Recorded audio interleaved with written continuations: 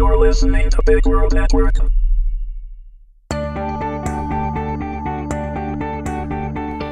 Accidental Passion, Episode 12, Escape. Read by Meagan Hedin. Warning. Although there is no material subject matter within that couldn't be found in any general bookstore with no age constraint, this series is rated 18 and contains adult situations and content. It is intended for mature audiences only and should not be read if you are uncomfortable with graphic sexual intimacy.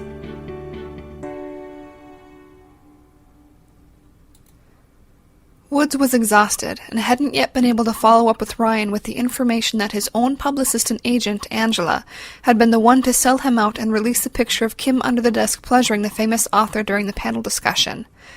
The safety of Kim and Ryan had taken priority, and that meant seeing to it that Rick was arrested and put behind bars. After a long day, despite the need for sleep, he elected to stay with Deanna, who had the night off from the airline. They had spent the evening making love and talking, before Woods finally fell asleep holding her in his arms. When his cell phone rang, he had no idea how long he had been asleep, but he knew it must have been for a while since Deanna's room was awash in sunlight seeping through her sheer curtains. Reaching across the bed, and noting that she was no longer in it, Woods grabbed his phone and looked at the caller ID. It was Detective Reynolds. This was going to be good news, he thought, as he slid the bar across the screen on his phone to answer. "Good morning, Detective Reynolds." "Good morning," was the response from the other end. "It's 11:30 a.m., almost lunchtime. Have you forgotten what it's like to work for a city already?" he kidded. Woods held the phone away from his ear for a moment and looked at the small time readout at the top of the screen. "Crap," he muttered, sitting up. "I don't want to remember what it's like. Do you have good news for me?" "I really wish I did." There was a note of disappointment in Detective Reynolds' voice. "We were able to obtain the arrest warrant for Rick Brewer's parole violation, and even got a judge to sign off on a search warrant for his phone records, but—" He paused for just half a second. "We can't find him." "Can't find Rick Brewer?" Woods asked for clarification, and more as a stall for his still foggy brain to comprehend what the detective was telling him.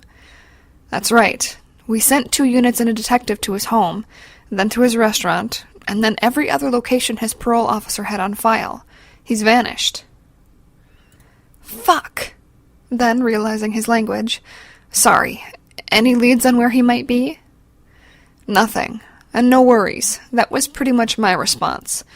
Listen, Woods, this guy is dangerous from what you've told me.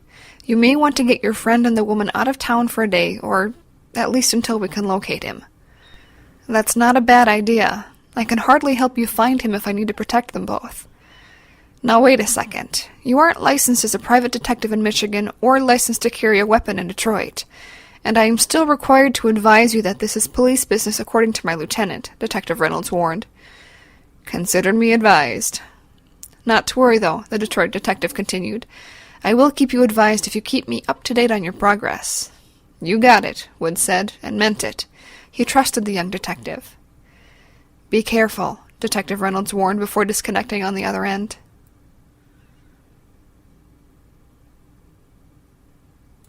Woods was relieved things had worked out so well. He had been truly worried that Kim wouldn't be able to leave the city without her husband finding out why. As it turned out, Kevin was going out of town to a dental convention, and Kim had been able to leave the 2 boys with her sister. Woods now only needed to make sure that Ryan and Kim got on Ryan's jet safely and out of town.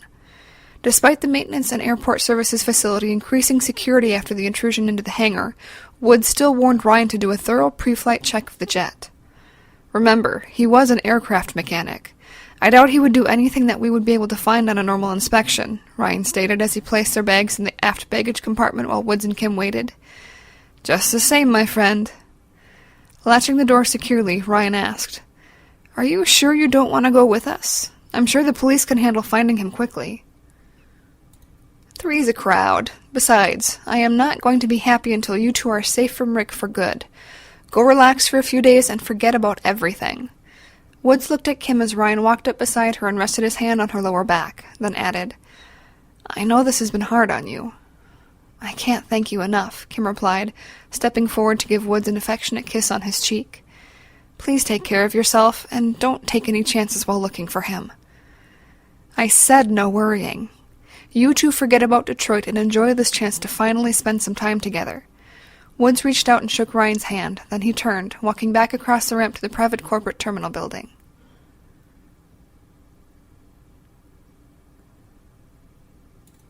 Ryan smoothly taxied the jet onto the runway at Detroit International Airport, lining it up on the center line after being issued his takeoff clearance from the control tower. He looked over at Kim sitting in the co-pilot seat beside him and smiled. "Are you ready?" She lightly touched his arm over his hand on the throttle quadrant and smiled back. "Let's get away from here." "I agree," he replied, slowly advancing the throttles forward as the jet began to accelerate down the runway, the speed increasing rapidly and pushing them back into their seats. As the ground fell away from them and he pulled the gear handle up, Ryan was glad to have Kim off to safety. But he felt something else. A small bit of apprehension crept into his thoughts, realizing this would be the first time the two of them would be spending any significant time together. He hoped their bond would only strengthen with the opportunity. But he also knew this meant he would have to confront the realization that she was still married if he did grow even closer to her than he already was. He wasn't sure how well he would be able to deal with that. The apprehension almost immediately went away as he engrossed himself in the task of flying the jet and talking to air traffic control. After his workload settled down and they were on their way and outside of the busy airport traffic area, Kim asked, "So, are you going to tell me now where we're going?" Ryan smiled. "You'll know soon enough," he said, winking at her.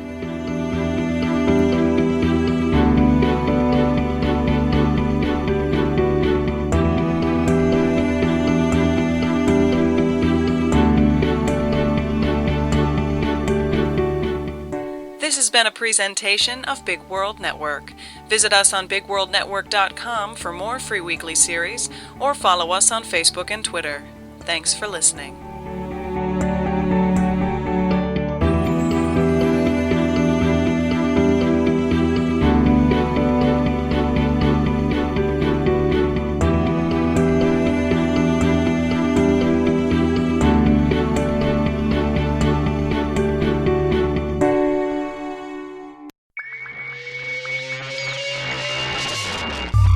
You're listening to Big World Network.